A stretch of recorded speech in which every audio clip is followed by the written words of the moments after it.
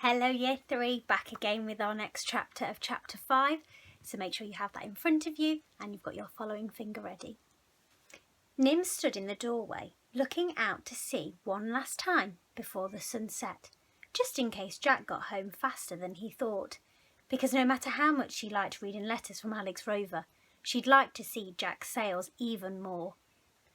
Through the shadows she could see, not a boat, but a browny green dot floating in on the waves. "Chica's coming!" Nim shouted. But Selkie and Fred had settled down for the night. Selkie grumbled, barked, but neither of them moved. In a few minutes it would be completely dark. Nim pulled on her jumper and grabbed the torch.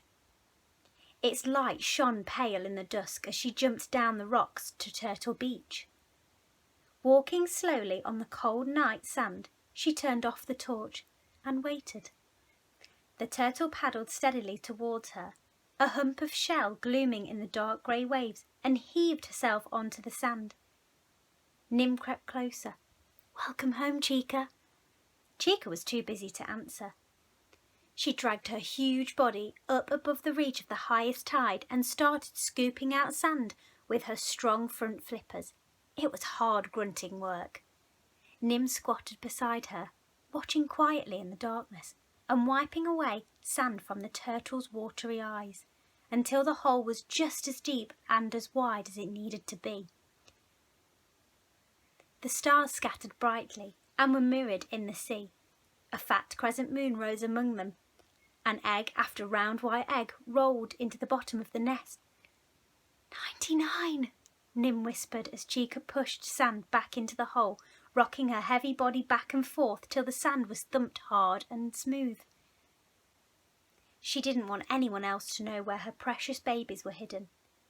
Maybe, in a few years, Nim told her, 99 turtles will come back and lay their eggs here too. For as long as she could remember, Chica had been the only turtle to swim out of the sea back to the beach where she was hatched to lay her own eggs. But maybe this year some of your daughters will be old enough. She tickled Chica's wrinkly chin till her wise turtle eyes blinked with happiness. You can meet them when they come to lay their eggs, and then their daughters will come back, and then their daughters, and there'll be lots of turtles again. Chica blinked again, sleepily this time. Nim kissed the top of her leathery head and followed the torchlight back to her own bed. Jack didn't know why Chica liked to stay instead of leaving as soon as her eggs were laid, the way sea turtles were supposed to. Nim knew. Chica liked visiting her friends. She showed it in the way she rubbed her throat across Fred's spiky back, let Selkie sniff her nose, and Nim tickle her chin. She showed it in the way she nodded and blinked as Nim wondered about the places she'd been and what she'd seen, and told her what they'd been doing and about Jack's broken rudder and Alex Rover's letters.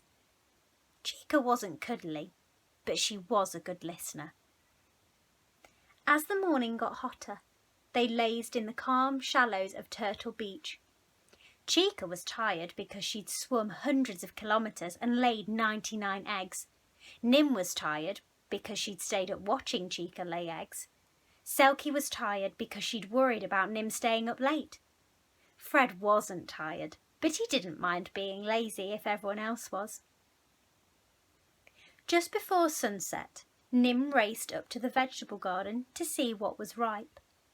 She picked up a lettuce and a tomato for a salad and dug up a sweet potato to bake in a celebration bonfire, with fresh limpets from the rocks and coconut for dessert.